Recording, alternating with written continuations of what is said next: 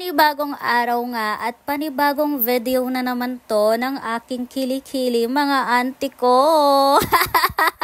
At syempre mga auntie at uncle, yan lang naman kasi yung pinagkakaabalahan ko, yung mag-focus ako at mamahalin ko yung aking kilikili.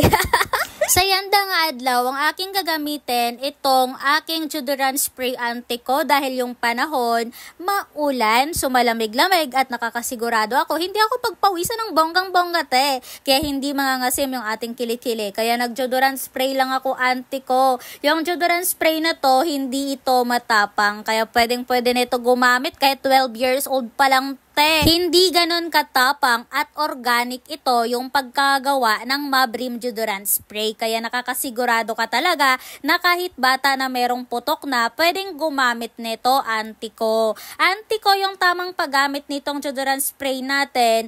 2 spray or 3 te, as long as okay na at makuberan niya talaga te at magkakaroon ng moist, is good na yun sa kilikili nyo. Ito auntie ko, itong deodorant spray na ito, quick dry talaga siya. Pagka-spray mo, automatic, matutuyo na yung kilikili mo auntie ko. Kaya hindi ka magwo-worry na baka mag-transfer ito sa damit mo. Ito auntie ko, sobrang perfect niya gamitin, lalong-lalo kung nagmamadali ka. Kasi quick dry or easy dry talaga siya te sa ating balat. Alam mo yung feeling na paghugpa sang deodorant spray si imong kilikili, gamalada yun te, gusto mo yon? At maibang usapan tayo auntie ko, nakikita nyo ba yung kilikili ko kung gaano ka perfect na ngayon ang pagkaputi niya?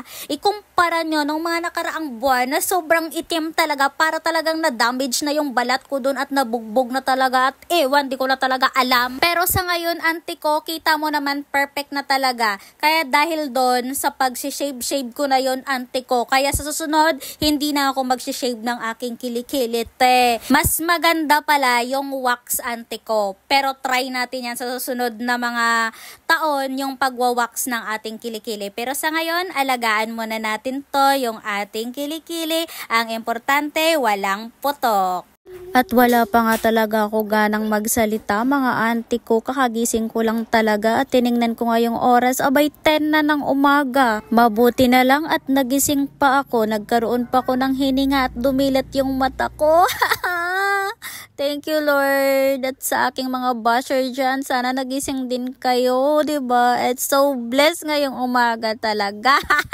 Te, ano pang ginahulat, magbangon na, kag magtimpla sang kape, plus maulanon yanda nga kaaganhon diri sa amin. At parang wala pa nga talaga akong balak tumayo kasi gusto ko pang mag-inat-inat.